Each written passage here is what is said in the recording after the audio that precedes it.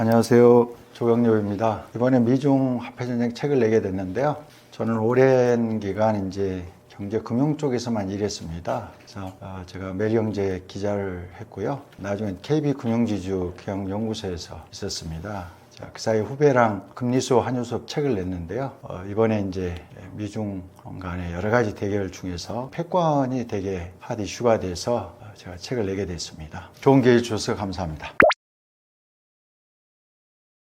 중국의 개혁개방 이후의 고도 성장은 등소평이라는 대단한 지도자가 어떤 정책 전환을 했고요. 거기에 함께 중국 내부의 어떤 정책이라든가 이런 전환도 중요하지만 세계적으로 아날로그 시대에서 디지털 시대로 전환하는 그런 대전환기 시대에 중국은 기존에 있던 아날로그 시계의 어떤 여러 가지 방식이나 제도나 산업이나 기술이나 이것보다는 한 단계, 두 단계, 세 단계를 건너뛰어서 아빠도 말씀드렸습니다만은 리프록이라고 하는 현금에서 신용카드를 거치지 않고 바로 QR로 간 것처럼 모든 부분을 한 단계, 두 단계 뛰어넘어서 예를 들면 첨단 산업으로 바로 갔다라든가 그런 시도를 하는 과정에서 디지털 시대에 제대로 올라탄 게 중국의 고도 성장의 저는 핵심이었다고 봅니다. 그 과정에서 워낙 사회주의 국가였기 때문에 시장 경제를 제대로 하지도 않았고요. 기득권도 없었고 기존 체제가 거의 없었습니다. 그래서 늘 새로운 시도가 가능했었어요. 그래서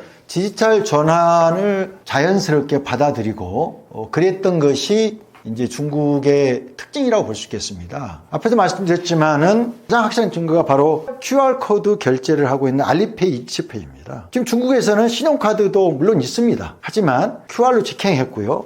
여러분 잘 아시는 것처럼 어디를 가나 다 QR코드로 결제하고 저도 중국을 아주 초창기에 간 적이 있는데요. 그때 이미 중국은 길거리에 있는 노점상이나 그런 사진도 아주 유명했지 않습니까? 이제 구걸하는 분도 QR을 해놓은 판때기를 들고 이렇게 하는 그런 걸 보셨지 않습니까? 사실 이 디지털 시대의 핵심은 한때 이런 얘기가 있었지 않습니까? 미래의 소위 디바이스, 미래에 주도할 디바이스가 뭐냐? PC냐, 태블릿이냐, 또는 스마트폰이냐 이렇게 얘기했었는데 결국 이제 스마트폰이 사실 압도적으로 지금 어떻게 보면 디바이스 측면에서는 주도하고 있다고 보는데요. 현재 디지털 시대의 가장 중요한 미디어가 스마트폰이 됐고요. 거기에 디지털 위안화를 넣고 알리페이 이체페이를 넣고 또 중국은 디지털 위안화와 알리페이 이체페이를 연계시키고 또 아까 앞에서 말씀드렸다시피 비자, 마스터카드를 대체하는 유니온페이도 함께 넣어서 이런 것들이 다 가능한 이유는 중국은 정책 주도권이 중국 정부에 있지 않습니까? 여러분 잘 아시는 것처럼 알리바바 마인이 좀 뒤로 물러났다가 좀 안 보였죠. 공식에서 안 보이다가 지난번에 다시 등장한 것처럼 거기에서 보여주는 것처럼 사실은 중국은 정책의 모든 부분을 좌지우지할 수 있는 권한을 중국 정부 또는 공산당 용도하에 어떤 구조가 되어 있기 때문에 그런 구조 속에서 디지털 전환, 디지털 정책, 또 디지털 결제 이런 것들이 다 연계돼서 있었기 때문에 디지털 위안화를 이렇게 키웠다고 보고요. 또 한 가지는 아까 말씀드린 것처럼 화폐가 현재 기존 화폐 체제가 디지털 화폐 체제로 갈 것이라는 것을 예측한 거죠. 그거는 다른 나라도 다 똑같이 예측했을 겁니다. 그러나 디지털 세상, 디지털 쪽에서 워낙 강점을 갖고 있었던 중국이었기 때문에 그 연구를 또 미리 했고요. 또 그 하는 어떤 목적도 디지털 위안화를 하기 위한 것도 있지만은 어떤 위안화 패권, 또 글로벌 어떤 금융 패권의 한 축을 차지하겠다라는 측면, 또 디지털 화폐는 중국이 선점하겠다라는 이런 측면이 간편결제와 이렇게 다 연계되면서 디지털 위안화를 적극적으로 중국 정부가 추진해온 과정이고 그 과정이 또 위안화의 국제화의 핵심 중에 하나다. 이렇게 말씀드릴 수 있겠습니다. 그냥 좀 단순하게 한두 가지 말씀드리겠습니다. 우리나라는 한국은행이 중앙은행이고요. 일본은행이 있고 미국 미연준이 있고 유로존에는 유럽중앙은행이 있지 않습니까? 이 모든 중앙은행의 특징은 기본적으로 독립성입니다. 한국은행만 해도 무자본 특수법인이지 않습니까? 그런데 중국의 중앙은행의 이름부터 중국은행이 아니잖아요. 중국은행은 옛날에는 우리나라의 외환은행 비슷했고요. 지금 이제 국유 은행 중에 이제 하나가 됐는데요. 뱅크 오브 차이나는 중앙은행이 아닙니다. 중앙은행은 중국 인민은행이거든요. 이름도 그럴 뿐더러 중국인민은행의 시작은 1949년 신중국 건국 1년 전에 이미 여러 해방구에 있는 은행들의 전부 합쳐서 통합해서 만든 게 중국인민은행입니다. 그때 인민은행이 만든 화폐가 인민폐입니다. 그 인민폐가 지금까지 쭉 이어지고 있고 그 사이 화폐 개혁을 한두 번 했겠죠. 그리고 당시 중국인민은행은 상업은행, 국책은행, 모든 은행을 다 했습니다. 그러니까 중국 신중국 중화인민공화국 초기에 중국의 은행이라고 하는 것은 오로지 중국인민은행밖에 없었습니다. 각 성 이렇게 현이나 이런 데 다 지점이 있었고요. 일종의 그 단일은행 체제로 쭉 오다가 중간중간에 이제 상업은행이 독립시키고 그다음에 국채은행 독립시키고 이런 과정을 거쳐왔습니다. 또 한 가지는요. 중국인민은행은 정부 부처 중 하나입니다. 우리로 따지면 기재부, 외교부, 이런 행자부 이런 부처 중에 하나입니다. 20몇 개 있는 부처 중에 중국인민은행의 행장은 우리로 따지면 장관 중에 한 명이라고 보면 됩니다. 그 얘기는 무슨 얘기냐면은 국무원 소속이기도 하고요. 중국인민은행 법에 따라서 실제로 우리는 한국은행 같으면 독립성을 가지고 통화정책을 독립적으로 자율적으로 펼치게 돼 있는데 중국인민은행은 오히려 중국의 정책을 지원하는 쪽으로 되어 있습니다. 그럼 법에 명시되어 있는 겁니다. 그리고 중앙은행과 감독 기능을 동일하게 하고 있고요. 또 우리는 통화정책도 기준금리를 조정하잖아요. 얼마 전에도 지난 5월 말에도 한국은행이 기준금리를 또 낮췄지 않습니까? 중국은 우리와 같은, 일본과 같은, 미국과 같은 통화정책이 아닙니다. LPR이라고 하는 대출 우대 금리를 사실상의 기준금리처럼 올리거나 내려서 운용하고요. 과거에 우리가 활용했던 지급준비율 제도, 이거를 조정하는 방식으로 또 통화정책을 하고요. 그 다음에 정책금융의 비중이 높습니다. 또 정부가 밀어야 되는 녹색이라든가 여러 가지 중소기업이라든가 지방 공기업이라 이런 데 지원하는 정책금융 비중이 또 상당히 높다. 이게 통화정책에 전체적으로 포함되어 있다. 이렇게 볼 수 있겠습니다. 그래서 일반적인 통상의 주요 국가의 통화정책과 중국의 통화정책은 큰 차이가 있다고 말씀드리겠습니다. 중국은 금을 그 사이에 많이 늘렸습니다. 러시아도 금을 많이 늘렸습니다. 러시아는 서방과 미국이 스위프트 제재를 한 이후에 금을 많이 늘렸고요. 중국은 상당히 오랫동안 금을 늘렸습니다. 근데 그 사이에 금값이 많이 올랐잖아요. 그래서 미국이 제재하고 또 중국은 오랫동안 견제하면서 러시아나 중국 정부 또는 중앙은행에 좀 불을 켜준 셈이 됐는데요. 또 앞으로 또 금값이 어떻게 될지 모르기 때문에 단정적으로 말하기 어려울 것 같습니다. 다시 본론으로 돌아가서 그러면은 중국이 금을 사들이는 이유가 뭘까요? 이거는 외환 보유액의 어떤 그 다변화라고 볼 수 있겠습니다. 미국 국채를 줄이는 것과 마찬가지라고 볼 수 있겠습니다. 중국이 금융과 관련해서 경제 운용과 관련해서 가장 우려하는 것은 일본처럼 프라자 합의를 당한다든가 또 동아시아 외환위기를 당한다든가 또 러시아의 금융 제재를 당하는 것 같은 상황을 하는 겁니다. 특히나 대만 충돌이 가시화됐을 때 사전적으로 또는 우크라이나 침공 때 침공 직후 서방이 러시아를 금융 제재한 것처럼 된다 그러면 중국은 거의 재앙적인 타격을 입을 겁니다. 실제로 그래서 여러 가지 자료나 뉴스를 두고 보면 중국은 제재 이후에 러시아에 가서 어떻게 대응하고 있는지를 사례 연구도 하고 자체적으로 시뮬레이션도 하고 있다고 이렇게 나옵니다. 제가 금 얘기를 하다 좀 딴 데로 흘렀는데요. 금은 이러한 다변화 수단이기도 하고요. 그런 측면에서 앞으로도 금을 더 늘릴지는 모르겠습니다만은 금뿐만 아니라 달러가 아닌 다른 나라 통화, 제3국 통화, 또 준기축 통화 이런 쪽을 좀 늘려가지 않을까 이렇게 예상됩니다. 중국의 꿈은 큰 야망을 갖고 있다고 그럴까요? 중국몽이다. 제가 이렇게 표현을 했는데요. 다만 이게 단시일 내에 되지 않을 것이라는 것은 분명히 알고 있는 것 같습니다. 실제로 위안화를 지금 앞에서 말씀드린 1대1로 AIIB 또는 글로벌 결제망 또는 브릭스 다양한 방식으로 이런 또 딤섬 본드라든가 다양한 수단을 통해서 해외에 또 한 가지 말씀드리면 홍콩을 지금 중국에 이미 편입됐지만 특별 행정구로 운용하고 있지 않습니까?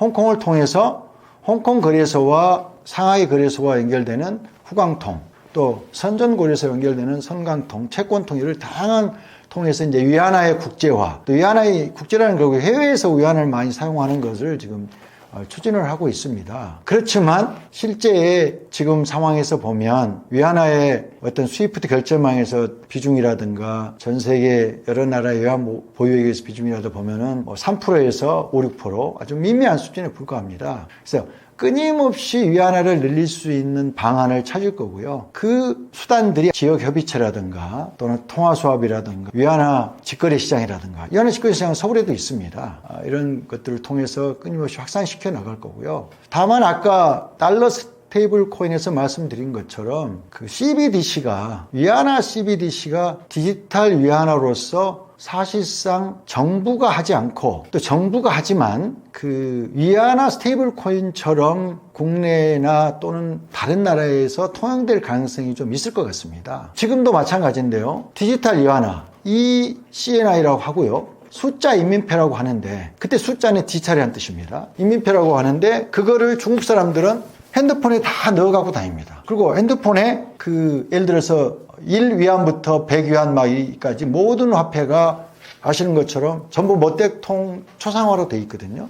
그게 들어가 있습니다. 이걸 가져다가 실제로 디지털 위안화로 결제할 수 있는데요. 그런 결제할 수 있는 것이 예를 들면 서울의 일부 지역이나 또 여러 지역에서 어떻게 보면 실행될 수도 있겠죠. 또 하나 달러 스테이블 코인이 된다고 하는데 또 디지털 위안화가 서울에서 안 된다고 할 수도 없을 것 같습니다. 물론 그게 이제 그거에 대비해서 이거는 좀 여러 가지 생각해 봐야 될 점이 있는데요. 우리나라도 어떻게 보면 국내에서는 달러 스테이블 코인이 안 된다. 디지털 위안화나 디지털 CBDC가 국내에서 예를 들면은 은행간만 된다든가 정부간만 되고 일상생활에 개인들은 그걸 쓸 수 없다든가 쓰는데 제약을 둔다든가 또는 아주 일정한 금액 이하만 하겠다라든가 다양한 어떤 그 논의가 진행될 수 있을 것 같습니다. 그 부분에 관한 한 제도화, 법제화라는 것이 많이 논의될 수도 있을 것 같다는 생각을 하고 있습니다.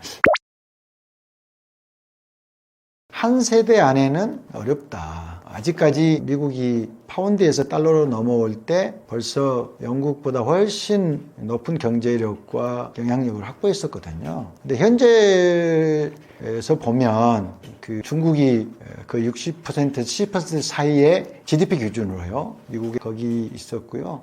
계속 치고 올라오다가 지금은 조금 주춤한 상황이지 않습니까? 그리고 미국에서 나온 보고서나 이제 여러 가지 싱크탱크에서 나온 자료들 그리고 또 여러 미디어에서 지난 한 4, 5년 전에는 2025년, 2027년 또 30년 이럴 때 이제 경제력에 있어서 특히 PPP 기준으로 중국이 미국을 넘어설 것이라고 많이들 예측을 했었습니다. 근데 그러한 예측들이 대체로 지금 다 틀렸고요. 또 그러한 미디어나 싱크탱크들이 다 또 수정했습니다. 수정하지 않고 좀 이거나 그대로 두고 있는 데도 있겠지만요. 미국의 종합적인 경제력이나 역량이나 혁신 또 디지털 혁신이나 또는 그 교육과 정신이라든가 소프트 파워를 봤을 때 위안화가 쉽게 넘어서기는 쉽지 않을 것 같습니다. 한 세대에는 어렵다 이렇게 보고 있고요. 다만 그럼 50년, 100년 내에도 안 될 거냐? 그건 알 수 없다는 거죠. 또 그러한 가능성에 대해서 완전히 그렇지 않을 것이다라고 단정하고 앞날을 이렇게 보는 것도 그거는 또 좀 아니지 않느냐. 그래서 저는 제가 말씀드리기로는 그럼에도 불구하고 한 세대 이후에는 어떤 시기에 위안화가 일정한 적어도 양강 구도까지는 차지하지 않겠나라는 가정을 전제로 이 책을 썼다라고 제가 말씀드렸고요. 다만 그 과정에서 저는 어느 나라든 조직이든 개인이든 사실 남의 탓을 할 수 없고요. 대부분 자멸하는 것 같습니다. 역사에서 보듯이. 그래서 미국이 여러 가지 실책을 거듭하고 자충수를 끊임없이 둔다고 한다 그러면 미국의 어떤 그 패권이 조금 더 일찍 그렇게 될 수도 있는 거고요. 중국도 큰 문제가 많지 않습니까? 지방정부 부채라든가 지금 부동산 부실 문제, 청년 실업률, 또 인도에 이미 뒤지기 시작한 인구 문제. 사실 성장 과정에서 인구 증가는 대단히 중요하거든요. GDP 증가에 있어서. GDP가 부가가치이기 때문에. 그런 측면에서 봤을 때 중국이 가진 지금 내부 모순, 빈부격차, 또 지역 간 격차, 또 과잉 생산 여러 가지 문제가 있습니다. 이런 문제를 또 얼마나 잘 넘어설 수 있을지 그런 데에 대해서 피크 차이라고 주장하는 사람도 있고 또 아니면 과거 20년 동안 서방 언론이나 서방 쪽에서 늘 분명히 중국이 큰 위기를 맞을 것이다 했는데 또 어떻게 이렇게 넘어온 거를 봤을 때 좀 또 그렇게 또 넘기지 않겠느냐. 지금 미중 간 화폐 전쟁은 보면 그 시작을 보면 과거 역사로 좀 되돌아가 보겠습니다. 1970년대 초반에 미중 간 관계 정상화하던 시점에는 사실 미국과 중국이 소련을 봉쇄하기 위한 거였습니다. 포기하기 위해서 관계 정상화를 했고 79년에 잘 아시는 것처럼 미중 수교가 이루어졌거든요. 물론 그 전후한 시기에 이제 등소평이 등장해서 중국의 개혁 개방을 진행해 왔고요. 현재 큰 흐름을 보면 현재는 오히려 그 사이 고속 성장으로 글로벌 이제 위상이 G2 강대국으로 등장한 중국을 포위하기 위해서 트럼프가 여러 가지 봉쇄 작전, 잘 아시는 것처럼 뭐 오커스도 있고 여러 가지 그 주변 여러 가지 방법을 통해서 기술 전쟁, 그다음에 관세 전쟁, 무역 전쟁 이런 것을 좀 진행하고 있다고 봅니다. 저는 중국의 지난 한 20여 년 사이에 그 글로벌 경제 금융 분야에서 가장 큰 사건을 뽑으라. 그렇게 보면은 저는 중국의 WTO 가입이라고 볼 수 있겠습니다. 그게 이제 2001년에 됐는데요. 그 당시에 지금 다시 뒤로 돌아가서 보면 그 당시 자료나 여러 가지 미국에서 나온 그 후에 여러 가지 책들이나 보고서를 보면 당시에 미국 내 의회를 중심으로 특히 인권단체를 중심으로 대단히 반대가 심했습니다. 그때 클린턴이 한 얘기가 있습니다. 클린턴 대통령이 의회를 설득하고 반대하는 단체들이나 또 여론을 이렇게 되돌리기 위해서 설명했던 내용이 뭐냐 하면 결국 중국과 이렇게 큰 나라와 계속 어떻게 보면 따로 갈 수 없는 것이고 경제가 서로 가까워지게 되면은 중국도 결국 정치를 바꿀 것이다. 그리고 길게 보면 중국이 시장 경제와 이쪽으로 결국 합류하게 될 것이라는 그런 설득을 했었습니다. 하지만 지금 이 대목에 와서는 미국이나 미국의 공화당이나 민주당이나 그리고 진보나 아니면 보수 쪽이나 또는 여러 쪽에서 다 중국에 대해서 지금은 이제는 같이 갈 수 없다고 할 수는 없지만은 사실상의 적이다. 이렇게 보고 서로 발목을 잡는다 할까요? 견제한다 그럴까요? 봉쇄하는 서로 상당히 맞서는 상황이 진행되고 있다. 그리고 그 한편에서 역시 패권의 승부는 과거에 아시는 것처럼 파운드에서 달러로 왔고요. 파운드 이전에는 길더가 있었고 이 과정에서 패권의 완성은 역시 금융 패권인 것 같습니다. 그렇게 봤을 때는 지금은 달러 패권의 시대고 위안화 패권의 시대가 올 것이냐 말 것이냐 올 수 있을까 여러 가지 생각을 해볼 수 있지만 현재 중국 입장에서는 위안화 패권을 중심으로 한 국제금융체제 그리고 국내의 여러 가지 위안화를 중심으로 한 금융체제를 완성해 두고 있다. 그렇게 말씀드릴 수 있겠습니다. 사실 트럼프가 지금 2기 취임 이후 쏟아내놓고 있는 여러 가지 정책들은 크게 봐서 달러 약세 강세를 말씀드리기 전에 예를 들어서 뭐 파나마 운하를 되돌려받겠다든가 글린란드를 매입하겠다라든가 여러 가지 방법을 또 친환경 정책을 폐지한다든가 이런 모든 정책을 따지고 보면 전부 중국을 겨냥한 것입니다. 또 지금 달러를 트럼프가 제시한 공약에서 나오듯이 저달러, 약달러죠. 저금리, 그 다음에 저물가, 고관세 이런 쪽을 쭉 주장하고 있는데요.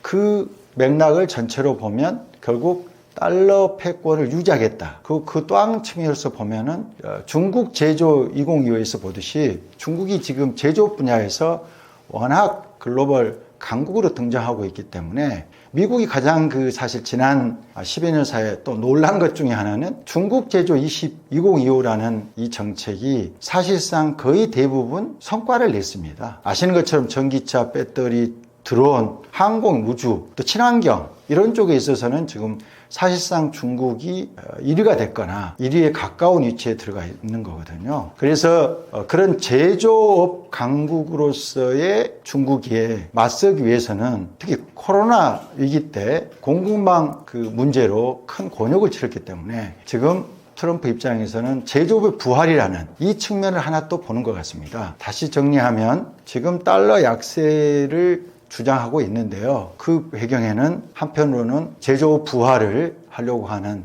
시도가 있다. 그렇게 보고 있습니다. 그러면은 트럼프가 미국의 제조업을 키우겠다는 것이 성사될 것이냐. 그 부분에 대해서는 사실 의문 있지 않을 수 없습니다. 왜냐하면 제조업이라는 것이 그 자체로 하나의 생태계가 있고요. 우리나라도 전기차, 배터리, 많은 회사들이 지금 바이든 때부터 요청을 해서 미국의 반도체 회사, 미국의 공장을 짓고 있지만 그 자체보다는 여러 협력업체와 특히 자동차 같은 경우는 다 어울려서 하나의 클러스터를 이루어야 되는데요. 그런 측면에서 미국에서 그게 가능하겠냐. 그런 문제가 있을 수 있고요. 또 하나는 또 지금 미국이 불법 체류자를 추방하고 있고 그런 과정에서 실질 임금이 상승할 수밖에 없는 거고요. 그 다음에 관세 폭탄을 하게 되면 미국이 아무리 저물가를 바란다 할지라도 일시적이든 단기간 동안에는 고물가가 될 수 때문에 여러 가지 측면에서 트럼프의 생각대로 미국의 제조업 부활 과정이 순조롭지 되겠느냐 이건 좀 많이 지켜봐야 될 것 같습니다. 저는 약간은 쉽지 않을 것이다 그런 생각을 갖고 있습니다.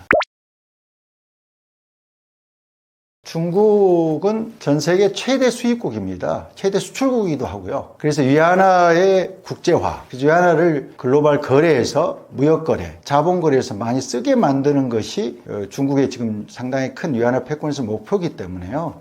그 수입국이라는 것을 활용을 해서 상대방 국가나 또는 상대방 수입선에 위안화로 해서 결제를 해달라 이런 요청을 하고 있는 건 오래 해왔고요. 지금은 조금 더 강도가 높아지는 거 아닌가 이런 생각을 갖고 있습니다. 그런데 현재 중국이 그러면 위안화 패권의 구도를 어떻게 진행해 왔느냐 이걸 좀 쉽게 말씀드리면 가장 쉽게 지금 위안화 패권을 추진하는 과정에서 가장 좋은 모델은 결국 달러입니다. 그 사이에 달러가 어떻게 패권을 만들어 왔는지 그 과정을 지금 그대로 거의 따라하듯이 지금 하고 있습니다. 그럼 그 구체적인 예를 들어보면요. 위안화를 통해서 여러 나라와 통화 수업을 하고 있고요. 전 세계 주요 금융허브의 위안화 직거래 시장, 청산은행을 만들고 있고요. 또 CIPS라고 하는 스위프트에 맞설 수 있는, 스위프트를 대체할 수 있는 결제망도 만들어줬고요. 여러분 잘 아시는 것처럼 또 세계은행과 비슷한 중국이 주도하는 아시아 인프라 투자은행 AIIB를 만들었고 AIIB와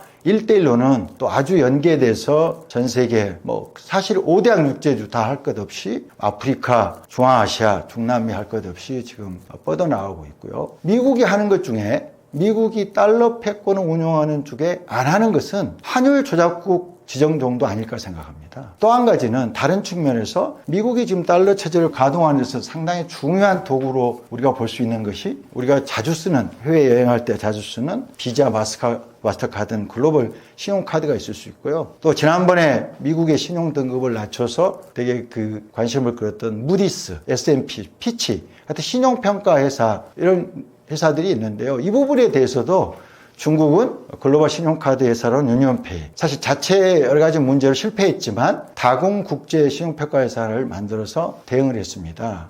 또 여기서 간단하게 덧붙일 수 있는 것이 달러 패권에 큰 그 동심원이 있다고 하면 가장 또 외곽을 형성하고 있는 것이 예를 들면 글로벌 컨설팅 회사의 빅4 컨설팅 회사라든가 회계법인 그리고 월가의 여러 가지 미국의 경제 금융을 다루는 미디어 월스트리트저널, 블룸버그, CNBC 이런 미디어들도 전체적으로 달러 체제, 달러 패권 체제를 운영하는 전체 큰 그림 속에 들어있다. 이렇게 말할 수 있을 것 같습니다.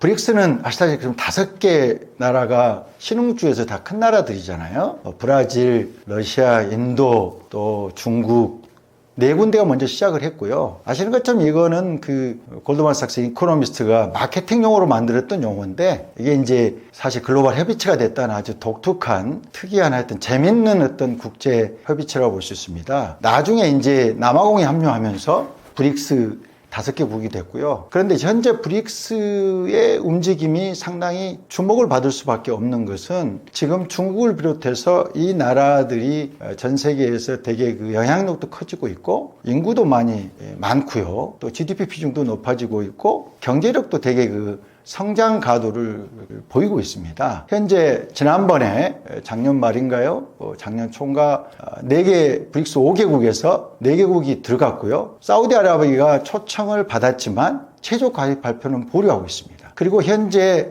브릭스에 가입하고 싶다. 가입 신청을 내거나 대기 중인 나라가 30여 개국에 달하고 있어요. 그래서 브릭스의 영향력을 계속 확대하고 있는데 여기에서 지금 공동통화 논의를 하고 있고요. 그 다음에 공동결제망으로 브릿지, 청산 시스템 브릭스 클리어 곡물거래소, 곡물거래소라고 보면은 브릭스 국가들이 대부분 곡물을 되게 많이 수입하거나 생산하는 나라들이지 않습니까? 그러나 곡물 거래소의 가격은 다 서방의 선물 거래소나 그런 쪽에서 상품 거래소에서 결정되거든요. 이걸 브릭스 국가들이 우리들이 결정하겠다는 겁니다. 그리고 공동재보험 이런 많은 금융 프로젝트를 구상하고 있습니다. 이게 물론 실현되기까지 많은 시일이 걸릴 것입니다. 하지만 여기에 큰 그림에서 브릭스의 큰 그 방향을 중국은 크게 보면 조금 센 표현입니다만은 미국의 어떤 맞서고 서방의 어떤 진영, 그쪽 진영에 맞서는 구도로 끌고 가려고 하는 의도를 가지고 있고요. 이러한 금융 프로젝트를 진행하는 과정에서 아시는 것처럼 위안화는 IMF SDR에 들어있는 화폐고요. 또 중국의 경제 비중이 워낙 높다 보니까 거기에 맞춰서 그러한 그 경제,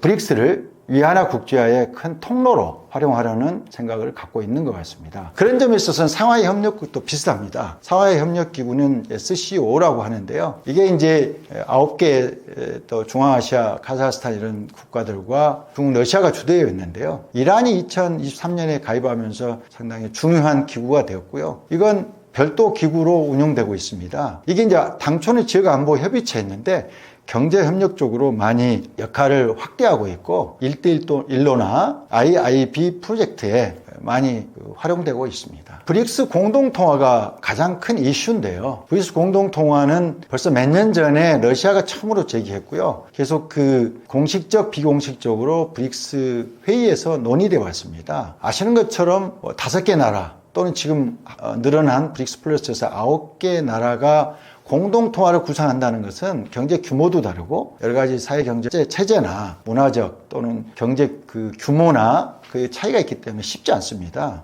유로존도 몇십 년에 거쳐서 구축이 됐거든요. 그래서 사실상 브릭스 공동통화가 내세우고 있지만 실제 실행까지는 쉽지 않을 걸로 봅니다. 그렇기 때문에 오히려 SDR에 편입되고 경제적으로 브릭스 국가들하고 상당히 밀접하게 연계되어 있는 중국이 각 나라 브릭스의 각 나라 화폐로 결제를 더 늘리자 이런 쪽으로 가게 되면 위안화의 비중이 자동적으로 늘어날 수 있을 것이다. 이렇게 보고 볼 수 있겠습니다. 특히 그러면 지금 현재 이런 지역협의체나 이런 것들에서 중남미, 아프리카 또는 중앙아시아, 동남아시아 이런 데서 여러 나라들과 1대1로나 이런 것을 통해서 중국이 외교적 공간을 확보한 것은 어떤 것이 계기가 됐을까? 이걸 생각해 볼 수 있을 것 같습니다. 이 점에 있어서 한 가지 말씀드리고 싶은 것은 미국이 아프간 전쟁, 이라크 전쟁 이런 걸 통해서 여러 가지 외교적인 예고 안보적 시도를 했지만은 아시는 것처럼 대부분 실패했고요. 또한 아랍 범위나 여러 신흥국에서 민주화 시도를 했지만 그게 민주화가 완성되기보다는 오히려 국내 혼란이 가중된 사례가 많으면서 어떤 서구식 가치, 자유민주라는 게 대단히 좋은 것이고 중요한 것이지만은 이런 것들이 서방에서 제시하는 그런 가치에 대해서 과거처럼 그렇게 호감을 갖는다고 그럴까요? 이런 부분을 받지 못하는 것이 여러 가지 문제가 있는 것 같고요. 거기에다가 더욱 중요한 것은 2008년 미국이 서브프라임 부실로 미국 스스로 촉발한 글로벌 금융위기, 그리고 2년 후에 있었던 2010년에 유럽 재정위기에서 노출한 서방의 어떤 한계, 특히 그것을 글로벌 스탠다드로 그대로 받아들여서 그 길로 계속 가지 않겠다라는 중국의 어떤 의지가 담겨 있다. 이렇게 볼 수도 있을 것 같고요. 그때를 계기로 서방이 약화됐기 때문에 그때를 계기로 중국은 오히려 그 외교 공간을 확보하고 그 틈을 활용해서 동남아, 중앙아시아, 그리고 중동, 아프리카 중남기까지 여러 가지 공간을 확대하고 서로 협력관계, 경제협력관계 이런 것을 확장해 왔다. 이렇게 말씀드릴 수 있을 것 같습니다. 맞습니다.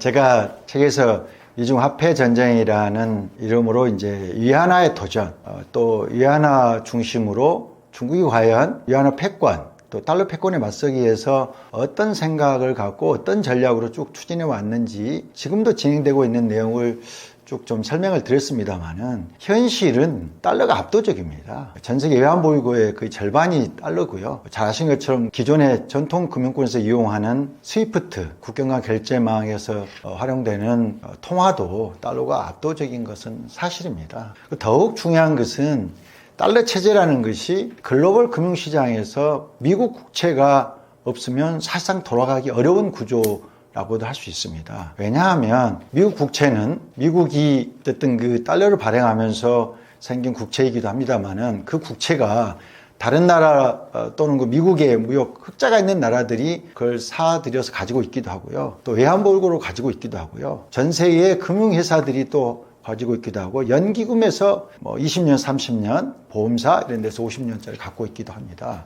그 과정에서 금융회사들이 미국 국채를 담보로 또 이렇게 금융이 대출이나 여러 가지 활용이 되고 있고요. 또 국채 벤치마크의 기준으로서 되기 때문에 글로벌 금융시장을 작동하게 하는 큰 바탕 중에 하나가 미국 국채라고 할 수 있습니다. 이런 여러 가지 구조, 아까 제가 앞에서 말씀드렸던 미국이 브레튼 우주 체제 이후에 세계은행과 IMF를 만들면서 해왔던 그때 이후에 글로벌 달러 체제라는 것이 이미 관행으로 정착돼 있고요. 무역거래, 자본거래에서 거의 완전하게 지금 익숙한 체제로 돼 있기 때문에 이게 바뀐다는 것은 정말 쉽지 않습니다. 그거는 파운드에서 달러로 넘어오든 패권이 넘어오든 과정도 실제로 경제력이나 이런 부분에서 이미 미국으로 넘어갔지만 그 2, 3년 이상 걸렸던 것을 봐도 그렇고요. 지금 현재 아시는 것처럼 경제력 자체로 보더라도 중국이 미국의 한 60%, 70%가 되지 못합니다. 그런 점에 있어서는 여전히 달러 체제는 견고하다 이렇게 말씀드릴 수 있겠습니다. 다만 그렇다고 해서 난공불락이냐, 그거는 저는 조금 다른 생각을 할 수 있다고 봅니다. 적어도 한 세대 또는 50년이라는 긴 기간을 놓고 보면 어느 나라든지 과거 오랜 역사를 지켜보더라도 그 나라의 자체적인 어떤 문제 또는 글로벌 어떤 판도 변화 이런 측면에서 그 패권의 이동은 늘 있어 왔고요. 너무나 잘 아신 것처럼 변화하는 세계 질서라는 레이 달리오가 쓴 책에서 본인은 미국에서 이미 중국으로 패권 이동이라고 거의 단정적으로 말하고 있기도 합니다. 그리고 또 한 가지 달러 패권 체제에서 지금 가장 큰 문제는 최근에도 한번 큰 문제가 됐습니다만은 미국이 가지고 있는 정부 부채 36조 달러나 되는 정말 거대한 상상할 수 없는 정부 부채가 너무 큰 부담으로 남아있고요. 실제로 미국 의회 예산처에서 추정한 바에 의하면 2030년이면은 130% 이상까지 GDP 대비 미국 정부 부채 비중이 늘어나고 이자 부담도 대단히 커질 걸로 보고요. 현재 너무나 이제는 상식적으로 거의 상식이다시피 한 지금 그 고금리 장려가 계속되고 있지 않습니까? 미국이 파월 미 연준 의장이 지금 금리를 못 내리고 있고 트럼프는 계속 내리라고 압박을 합니다만은 물가 때문에 못 내리고 있겠죠. 여러 다른 요건도 있을 거고요. 다음 어쨌든 그 고금리 장기화 속에 미국의 그 정부 부채에 들어가는 이자가 일조고 이게 지금 9,000을 넘어섰다는 게 웬만한 사람이면 다 아는 상식이 되고 있기 때문에 미국이 그야말로 난공불락일 거냐, 그것도 30년, 50년 이 달러 패권을 언제까지는 유지할 것이냐, 그것에 대해서는 저희가 최근에 흐름을 봤을 때는 좀 여러 가지 생각해야 할 점이 많다고 생각합니다. 최근에 그 트럼프의 정말 공격적이고 예측 불가능한 그런 행보가 여러 가지 측면에서 우방국들의 그 신뢰를 훼손하기도 하고, 또 어떻게 보면 미국에 대한 신뢰를, 미국의 가장 큰 강점 중에 하나는 자유시장 경제, 또 민주주의 이런 것에서 오는 소프트 파워가 아닐까 싶습니다. 아무리 그래도 지금 미국과 중국을 놓고 예를 들어서 어느 나라로 이민 가서 살래 이렇게 한다 그러면은 중국보다는 미국을 선택할 가능성이 높거든요. 다만 제가 생각하기에 트럼프는 뭔가 계획이 있을 거다 이런 측면을 또 생각하지 않을 수 없습니다. 이렇게 크게 흔들어 놓고 협상을 통해서 얻어낼 거 얻어내고 그러면서 또 나중에 또 다른 협상을 할 수도 있을 것 같고요. 또 우방국이 또 몇 가지 어떤 관세 부과라든가 또 우리나라 같은 방위의 어떤 분담이라든가 이런 문제 때문에 또 어느 날 또 돌아서고 이럴 수는 없는 거거든요. 그 사이 오랫동안 이 동맹관계가 유지되었기 때문에 그럼에도 불구하고 제가 생각할 수 있는 것은 크게 봐서 달러 패권이 예전 같지 않다. 그 여러 가지 뉴스나 여러 가지 전문가들의 의견이나 또 미국 싱크탱크에서 나오는 보고서나 이런 걸 보더라도 달러 패권에 대해서 문제를 지적하고 여러 가지 지적을 하고 있는 것들을 보면 과거에 이런 상황이 거의 없었거든요. 그리고 위기 때면 항상 달러가 더 강해졌는데 지금은 위기가 되면 지난번에 한번 그 미국 국채가 한번 5월에 흔들렸던 거 잘 아시지 않습니까? 대만 또 우리나라 원화 또 유로 이런 데가 갑자기 하고 또 지금 뭐 금을 더 많이 외환보유고에 보유한다든가 또 제3국 통화인 캐나다 달러 뭐 스위스 프랑을 외환보유고에 또 넣고 다변화한다든가 어쨌든 전 세계 외환보유고에서 조금씩 달러 비중을 줄이고 있는 이런 상황을 놓고 보면 좀 미국도 간단치 않다. 상당히 긴장하고 있을 것 같다. 이런 생각을 갖고 있습니다. 또 한 가지 또 말씀드리면 제가 궁금한 것도 아까 질문하신 것과 비슷한 건데요. 과연 중국은 세계 유일 파워가 되는 패권을 노리는 거냐 아니면 미국에 맞서는 양각 체제를 노리는 거냐 그건 알 수 없습니다. 다만 중국은 적어도 미국에서 나온 책의 제목들인데요. 100년의 마라톤, 롱게임 이런 부분들이 이제 중국의 어떤 대국 굴기 이런 것에 대해서 또 중국의 어떤 야망, 중국몽에 대해서 이제 미국인들을 상당히 경계심을 갖도록 한 책들인데요. 그런 책들에 보듯이 중국은 대개 보면 장기적으로 시간은 우리 편이다 이런 생각을 가지고 지구전을 펴고 있고요. 그게 양강체대로 가든 단일 패권으로 가든 중국은 적어도 실물 경제에 버금가는 금융 패권, 즉 위안화 패권을 만들기 위해서 끊임없이 노력할 것이다. 다만 이제 그런 말도 있지 않습니까? 한 산에 호랑이 2마리가 살 수 없다. 이런 것처럼 양강체제가 되더라도 그게 얼마나 오랫동안 유지되겠느냐. 이건 뭐 상상에 불과합니다만은 되게 오랫동안 지켜봐야 할 대목이고요. 그 와중에 우리나라도 여러 가지 영향을 받을 수 없기 때문에 어떤 미중 간의 이런 패권 대결 지켜봐야 되고 관심을 기울여야 되지 않을까 이런 생각입니다. 지금 이제 스테이블 코인 하면 달러 스테이블 코인이라고 할 정도로 지금 되게 그 달러 스테이블 코인이 이제 정말 핫 이슈가 되고 있습니다. 금융권에 있는 분들뿐만 아니라 일반인들도 달러 스테이블 코인이 가져올 어떤 금융권의 큰 변화, 또 우리 일상생활에서 변화까지 되게 주목해야 될 것 같아요. 스테이블 코인은 이름 그대로 안정적이다 이런 건데요. 이게 원래 시작은 암호화폐를 거래할 때 예를 들면 비트코인이라든가 여러 가지 암호화폐들이 워낙 그 가격 변동이 심하지 않습니까? 그래서 1달러에 대응하는 1 스테이블 코인, 예를 들면 USDT, 테더 또는 그 서클이 만든 USDC 같은 것이 1대1로 대응하는 그 암호화폐 생태계 내에서의 어떤 거래 수단으로 등장한 겁니다. 실제로 우리나라에 있는 중앙화 거래소인데요. 우리나라 암호화폐 거래소들이 있지 않습니까? 가상자산 거래소라고 우리나라는 얘기하고 있는데요. 그 가상자산 거래소에서도 어느 한 곳에서는 USDT, 그러니까 테더 스테이블 코인을 지금 활용해서 실제 거래가 이루어지고 있습니다. 그래서 스테이블 코인은 원래 시작은 그렇게 됐는데요. 현재는 어떻게 보면 미국이 트럼프가 지난번에 행정명령으로 달러 스테이블 코인을 적극적으로 키우겠다 이렇게 말하면서 사실 제도권으로 확고하게 들어왔습니다. 근데 지금까지 실제로 암호화폐 생태계만 놓고 봤을 때 이 USDT나 USDC는 이름만 스테이블 코인이지 1대1로 달러에 매칭되어 있기 때문에 실제로는 달러나 똑같은 겁니다. 그래서 암호화폐 속에서의 달러 역할을 했습니다. 그 얘기는 결국 가상자산 세계, 암호화폐 생태계 달러 패권을 확보해 준 셈이나 똑같습니다. 그거를 이번에 트럼프가 공인해 준 겁니다. 그러면 앞으로 이건 어떤 상황이 벌어질 수 있냐고 하면요. 제가 보기에는 이 스테이블 코인이 사실상 디지털 화폐로서 암호화폐 생태계뿐만 아니라 일반 실물 경제까지 진출할 가능성이 높다고 봅니다. 또 한 가지 조금 더 확장해서 보면 이 달러 스테이블 코인은 기존에 있는 전통 금융권에서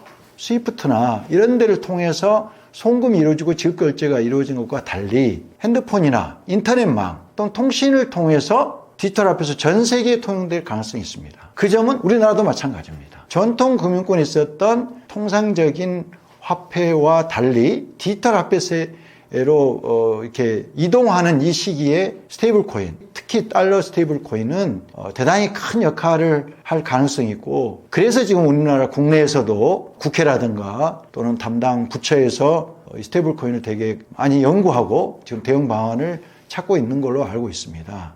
그러면 중국의 디지털 위안화는 어떤 거냐? 중국 디지털 위안화는 중앙은행이 직접 발행하고 중간에 상업은행을 껴서 개인과 거래하는데요. 중국의 디지털 위안화는 이미 디지털 혁명에 가장 앞서왔고, 아시는 것처럼 알리페이, 유채페이가 중국에서는 QR 결제로, 간편 결제로 되게 앞서 있잖아요. 전 세계 많은 나라에 많이 나가 있습니다. 이런 디지털 지급 결제가 일상화되어 있기 때문에 디지털 위안화도 자연스럽게 지금 작동하고 있고요.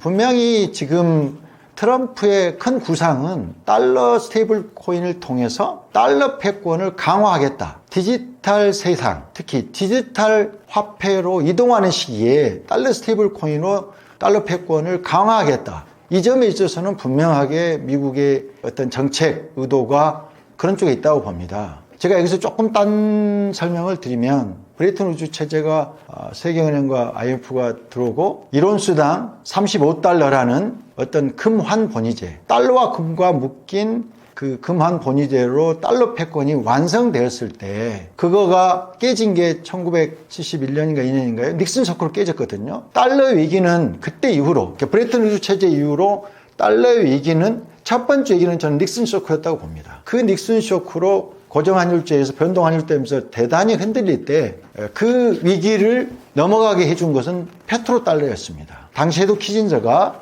사우디와 미국이 완보와 어떻든 페트로달러를 석유 거래에 쓰게 하면서, 당시에는 글로벌 무역량의 그 20%가 원유였습니다. 그렇기 때문에 지금은 정확한 수치는 알 수 없습니다만 5, 6% 훨씬 더 이해할 겁니다. 당시에 석유를 달러로 거래한다는 것은 달러에 있어서는 그야말로 큰 어떤 전환점을 마련한 것이었고요. 그 다음에 두 번째 달러의 위기는 사실 미국이 자초한 서브프라임 부실 때였습니다. 2008년 글로벌 위기 우리가 다 기억하죠. 당시에 미국은 정말 동아시아 외환 위기 때와 처방이 완전 다른 처방을 했지 않습니까? 그것 때문에 지금도 논란이 되고 있기는 한데요. 그야말로 헬리콥터 머니, 벤 버냉키 의장이 있던 시절이죠. 그렇게 해서 그야말로 지난 100여 년간 한 번도 있지 않았던 자동차 빅3도 구제금융을 했고요. 그 당시 세계 최대 보험사였던 AIG가 CDS 부실로 큰 위기를 겪었고, 또 그 부실이 되니까 여러 보험 가입자들이 줄줄이 해약을 하게 되면서 위기를 처했습니다. 그래서 또 이례적으로 보험사도 공적 자금을 넣어서 사실 구제금융을 해준 거거든요. 그때 그 위기를 벗어나게 한 것은 소위 5개 나라와 서방 선진국과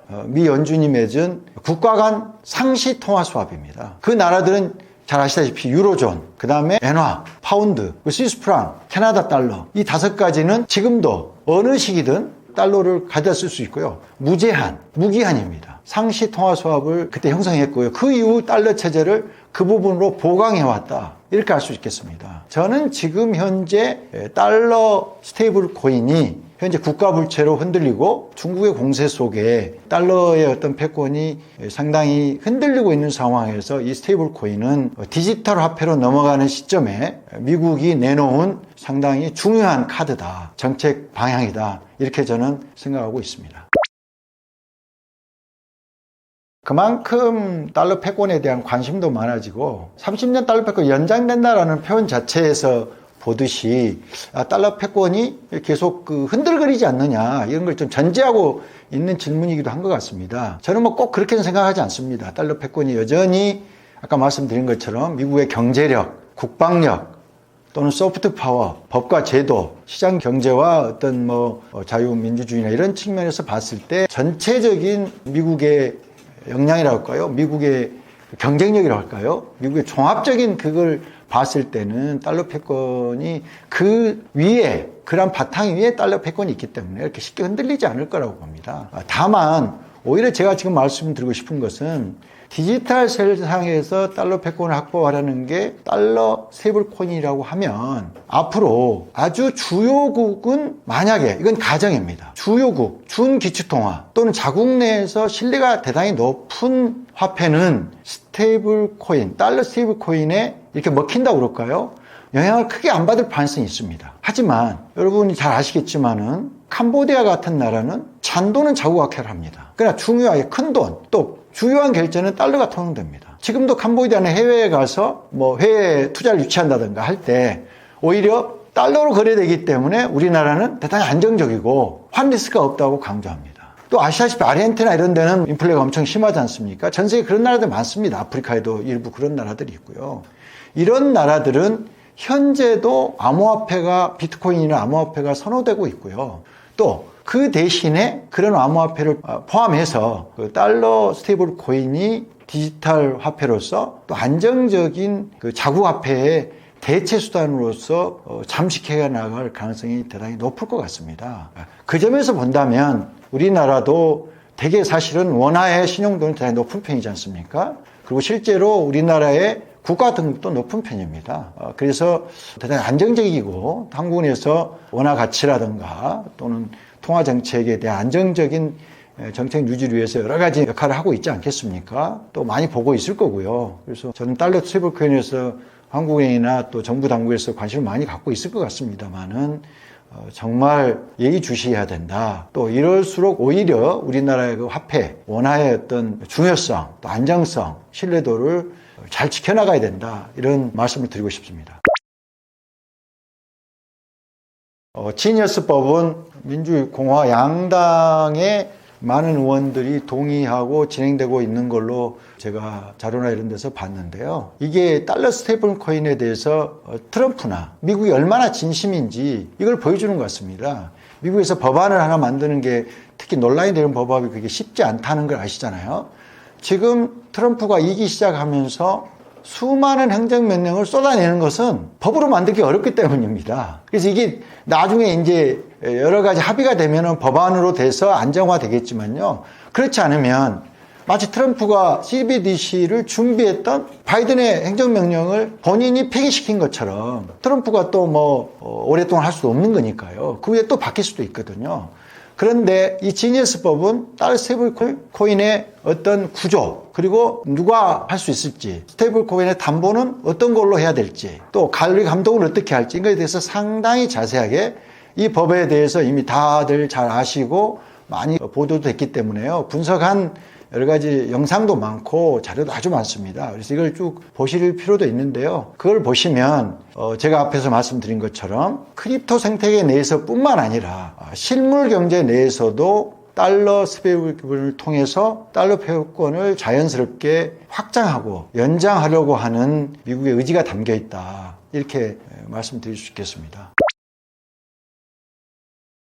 사실 미국의 보수 세력은 미국 건국 이후에 개인의 자유를 확실히 가장 앞에 두는 점이 좀 특수하다고 봅니다. 뿐만 아니라 미국인들의 개인의 자유를 우선시하는 것에 대해서는 우리가 잘 알고 있을 거라고 생각합니다. 그래서 총기 규제나 이런 부분에서 합의가 어려운 거라든가 그래서 프라이버시 침해에 대해서 강렬하게 반대하는 입장이 되게 많고요. 그래서 이번에 트럼프가 CBDC 금지한 이유를 개인의 프라이버시 침해, 정부가 국민의 모든 거래를 추적 가능하고 나중에 통제할 수도 있다. 이건 개인의 금융자유를 침해한다. 정부의 과도한 개입을 초래할 우려가 있다면서 이걸 금지시켰습니다. 저는 그렇지만 CBDC도 스테이블코인하고 병행할 수도 있다고 생각하거든요. 뭐 여러 가지 의견이 있을 수 있겠지만 제가 뭐 단정할 수 없습니다. 그러나 병행할 수도 있는데 이거를 금지시킨 거는 제가 앞에서 약간 설명을 드렸습니다만은 지금 CBDC, 중앙은행 디지털 화폐라는 이것은 중국이 디지털 위안화로 벌써 몇 년대부터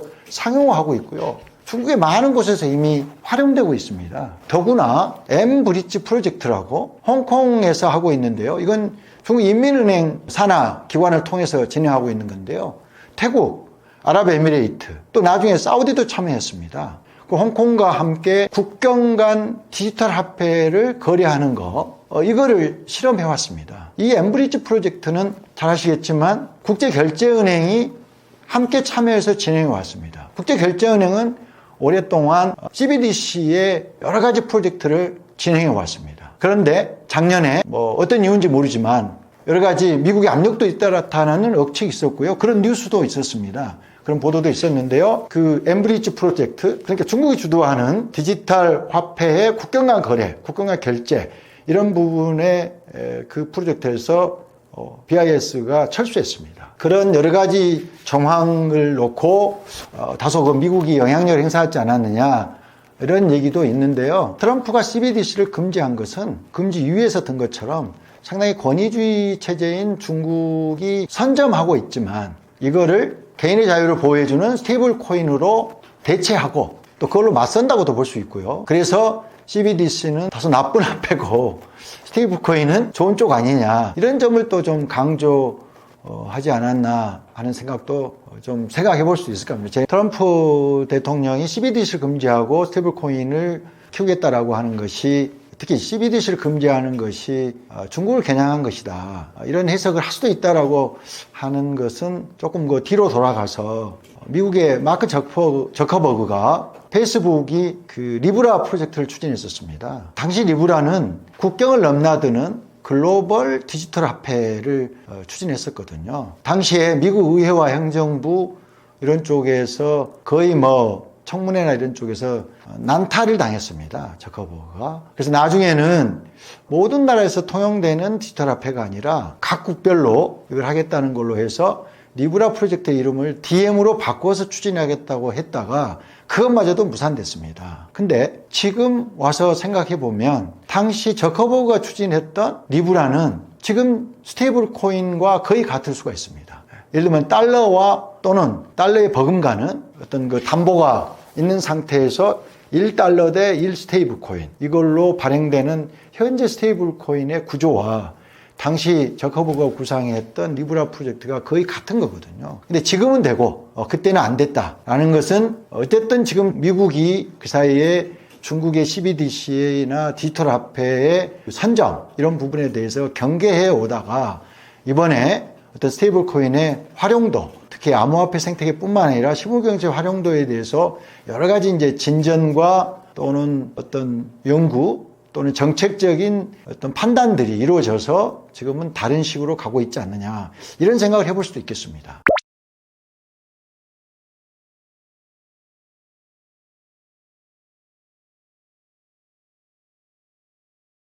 CBDC는 우리나라가 그 아고라 프로젝트라고요. 미 연준을 비롯해서 주요 선진국, 멕시코 이렇게 우리나라 참여한 프로젝트에서 CBDC BIS가 주관하는 겁니다. 그걸 지속해오고 있고요.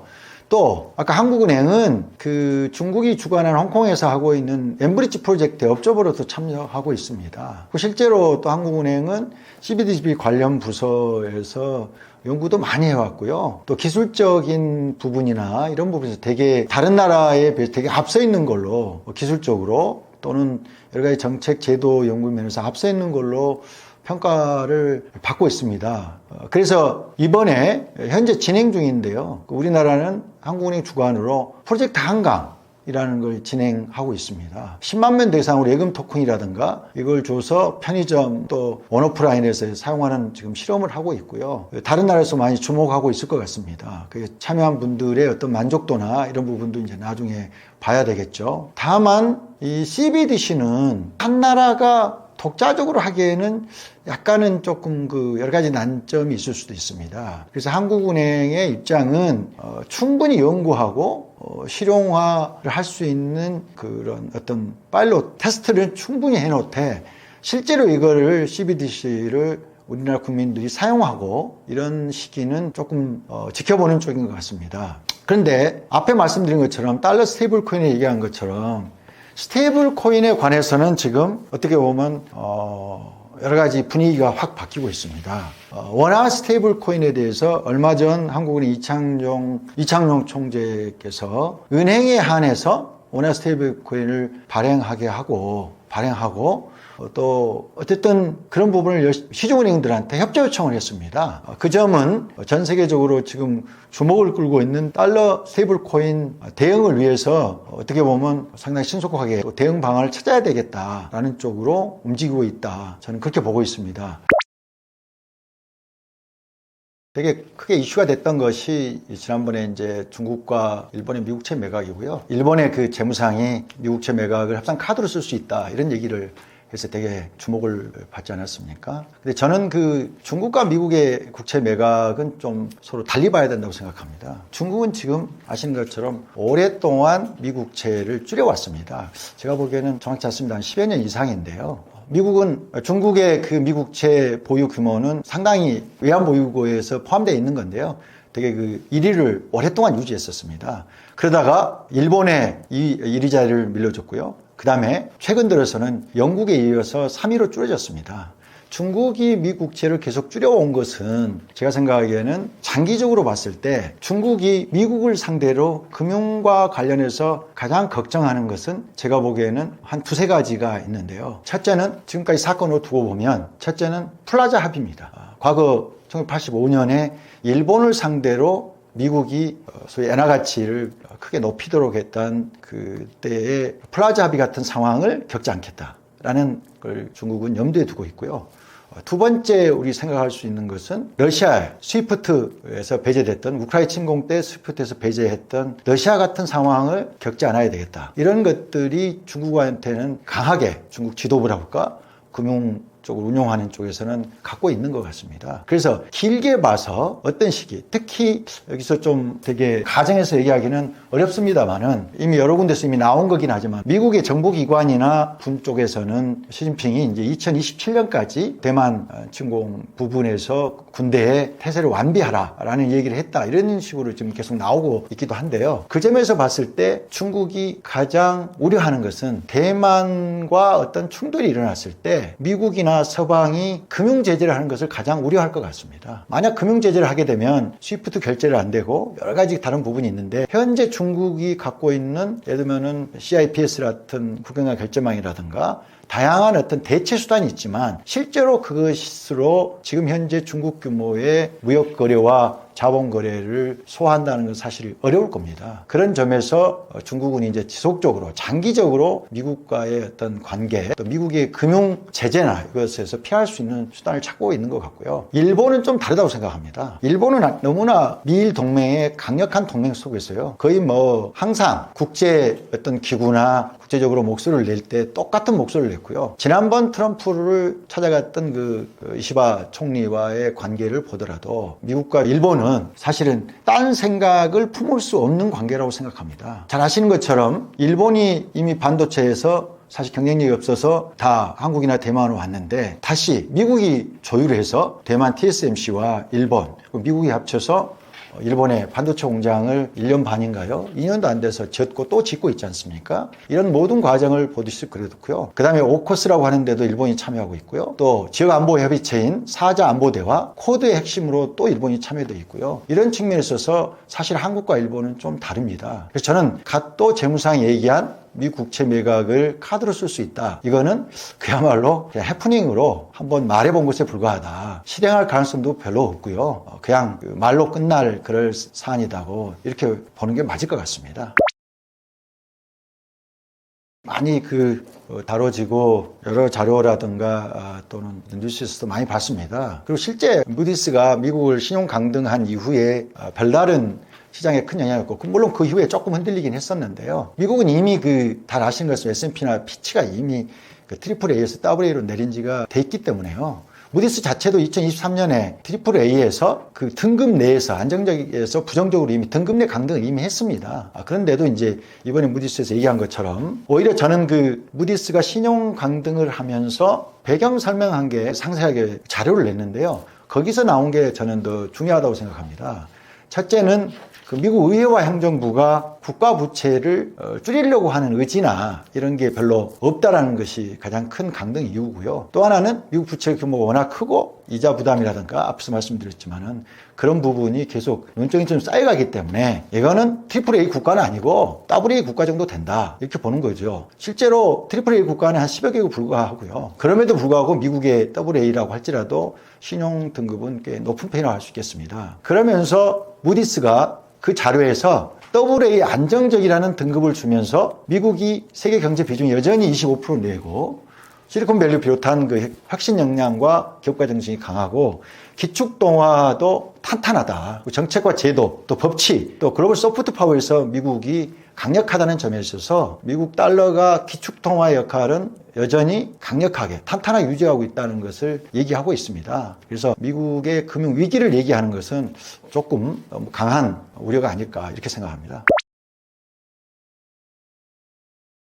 이 부분도 참 판단하기 어려운 건데요. 사실 미국의 쌍둥이 적자, 그리고 미국의 국가 부채가 지속적으로 이렇게 쌓여온 것은 누구나 다 아는 거고, 금융시장도 알고, 미국의 정부나 행정부나 의회도 다 아는 사항이지 않습니까? 그리고 그 부채 한도 때문에 거의 매년 연례 행사처럼 미국 의회와 행정부가 셧다운을 하니 많이 이렇게 하고 있는 것도 너무 잘 아실 거고요. 그러면 이런 상황에서 미국이 부채 문제 때문에 어느 순간 큰 위기가 닥치지 않겠냐 이렇게 생각하기는 조금 그렇게 보기에는 좀 무리가 있는 것 같습니다. 또 한 가지는 앞에서도 제가 말씀드렸지만 미국 경제가 여전히 전 세계에서 압도적으로 큰 규모고요. 작년에만 해도 우리 한국보다 미국 경제 성장률이 좀 높았지 않습니까? 그리고 미국 예외주의라고 오랫동안 얘기했던 것처럼 미국이 강한 성장을 유지해왔고요. 또 매그니피센트 7, M7이라고 얘기하는 그 7개 회사의 시가총액이 웬만한 나라의 각 한 나라, 한 종목, 한 회사마다 웬만한 나라의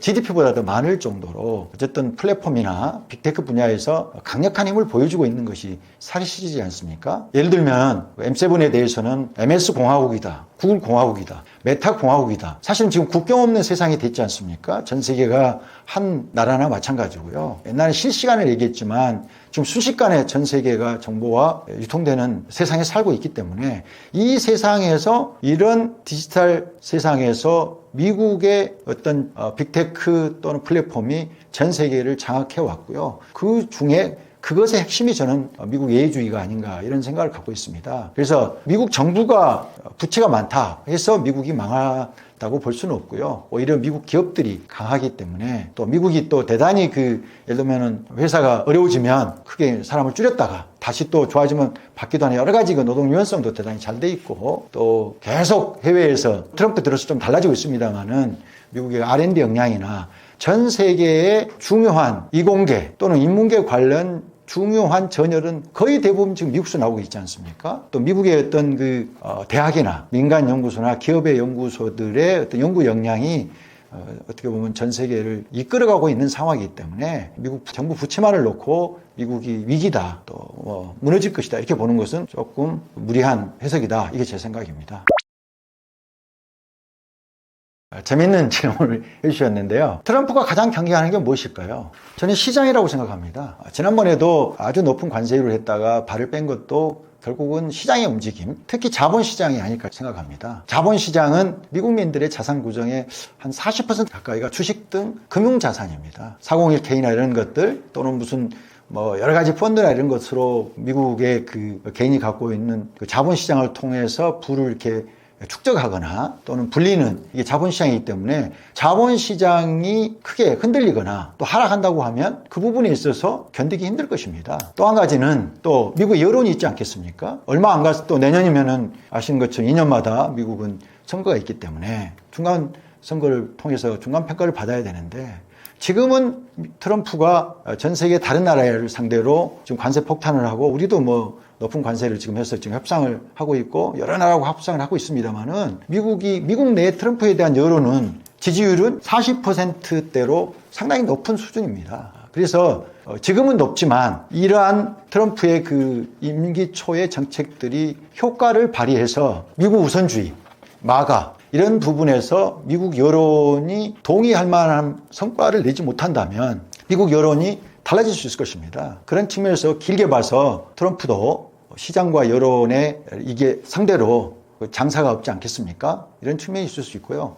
또 한 가지는 시진핑 3기 들어서 권위주의 체제가 강화됐고요. 그 사이 중국의 성장은 사실 중앙 집중, 중앙이 결정하면 지방은 따른다. 또 거기에다가 정책의 일관성, 장기적으로 진행하는 정책의 지속성 이런 부분들이 되게 고도 성장 과정에서 강점으로 작용했다 할 수 있습니다. 그러나 현재 시진핑 3기 들어서는 상당히 경직적이 됐고요. 권위주의가 훨씬 강화되고 있는 것 같습니다. 또 하나 미국과 대결 속에서 아마 중국에서도 트럼프하고 싸우면 싸울수록 시진핑 인기는 높아질 것 같습니다. 제가 뭐 여론조사 결과를 보지 않았습니다만은 시진핑 역시 젊은 층이든 자국민들을 상대로 중화주의와인가 자국 우선주의를 되게 내세우면서 지금 여론을 이렇게 이끌어가고 있지 않을까 싶거든요. 그래서 길게 봐서는 시진핑이든 또는 트럼프든 일정 부분에서 휴전이 불가피할 수 있을 것이라고 생각합니다. 휴전을 두 사람이 손을 잡는다 보면 휴전이라고 볼 수 있겠죠. 그러나 그거는 일시적일 거고요. 저는 종전은 아니라고 봅니다. 미국과 중국 관계는 이미 사실 건너올 수 없는 강을 건널 정도로 강력하게 모든 분야에서 전방위적으로 맞대결하고 있고 그 싸움은 쉽게 끝나지 않을 것이다. 제가 다시 강조하지만 제가 책을 그렇게 다뤘기 때문에 특히 금융 패권을 향한 어떤 양국 간의 대결은 어떤 경우에도 지속될 것이다. 특히 중국은 실물이 미국의 60, 70% 서전에 따라갔는데 위안화의 어떤 글로벌 위상은 거의 뭐 10분의 1, 5분의 1도 안 되거든요. 그래서 그런 부분에 있어서 실물에 걸맞는 위안화 패권을 찾겠다라는 어떤 그 강력한 의지는 지속될 걸로 생각합니다. 어떻게 생각하실지 모르겠는데요. 저는 지금 글로벌 이 판도를 봤을 때, 특히 미중 대결 구도를 봤을 때 트럼프는 세 판짜기, 판을 흔들어서 세 판을 짜려고 하는 것 같고요. 오히려 시진핑은 현상 유지를 바라는 것 같습니다. 실제로 시진핑은 정상회담이나 어떤 발언할 자리에 갔을 때 자유무역을 주장하고 다자주의를 주장합니다. 하지만 트럼프는 취임 직후에 아시는 것처럼 WHO를 탈퇴했고 파리협정을 탈퇴했습니다. 그리고 상호주의를 얘기합니다. WTO는 잘 아시는 것처럼 이미 사실은 식물 상태라고 할까요? 사실 작동하지 않고 있습니다.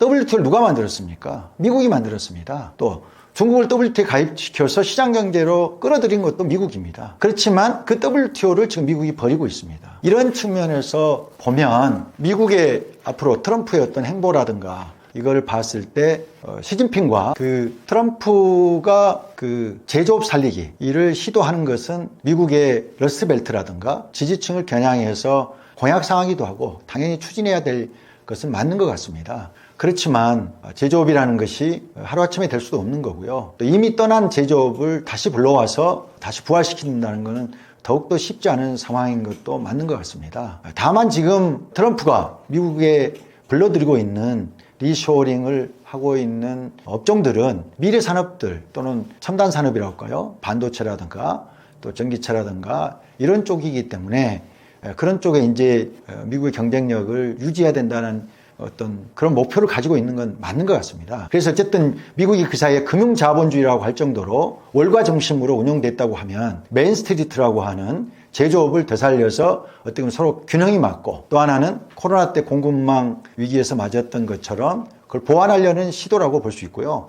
무엇보다도 일자리를 늘리려고 하는 시도겠죠. 또 하나는 중국을 상대로 중국에 맞서는 중국 못지않은 어떤 제조업 공급망 그걸 확보하겠다라는 여러 가지 목표가 있겠습니다만은 협력회사라든가 또는 미국 내 여러 가지 인력이라든가 여러 가지 구조로 봤을 때 쉽지는 않을 것 같다는 생각을 갖고 있습니다. 특히 불법 이민장을 추방하고 있기 때문에 실질 임금이 오를 거고요. 관세를 올리면 또 한 가지 물가가 오르게 되면 미국에 진출한 제조업들 특히 우리나라에서 지금 자동차 반도체 또는 배터리 회사들이 많이 갔습니다만은 앞으로 미국의 정책의 워낙 변화도 심하고 또 하나 미국 내에 어떤 수요를 창출하는 거라든가 이런 부분이 쉽지 않을 것 같아서 조금 저는 걱정하는 측면도 있습니다.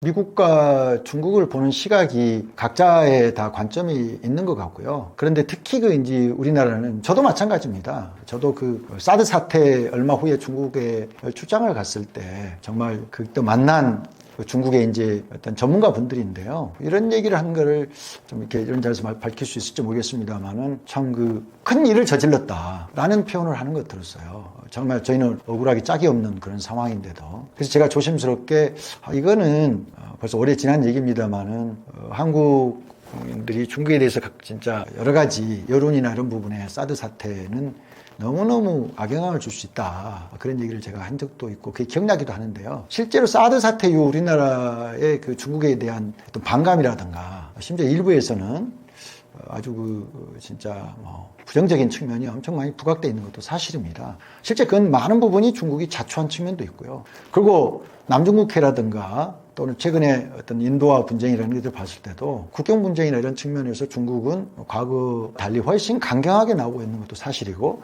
주변국과 되게 분쟁을 많이 일으키고 있는 상황이기도 합니다. 그렇지만 그럼에도 불구하고 지금 이 시점에서 중국이 G2 국가로서 경제력이 어떻게 보면은 강력한 강대국으로 이미 올라섰다는 측면에서 중국이 그리고 있는 어떤 미래 전략, 특히 제가 이제 오랫동안 이쪽 분야에만 있었기 때문에 중국이 그리고 있는 금융 패권 전략이 뭘까? 그것을 위안을 통해서 이제 하나하나씩 이렇게 지금까지 어떤 국제금융 체제나 여러 가지 시스템을 만들어 왔는데요. 그런 것들이 어떻게 되어 왔고 지금 어디까지 와 있고 어떤 의도로 이렇게 만들었느냐, 중국이 뭘 하고 있느냐, 금융 패권 전략을 어떻게 하고 있는지를 좀 알고 있으면 좋겠다라는 이런 생각을 해서 제가 이 책을 내게 됐습니다. 실제로 제가 이제 아주 전문가가 아님에도 불구하고 뭐 금융에 대해서만 좀 아는 라는 거를 이제 계기로 이렇게 하게 됐는데요. 미중 관계에 어느 편을 설 거냐라는 어느 쪽이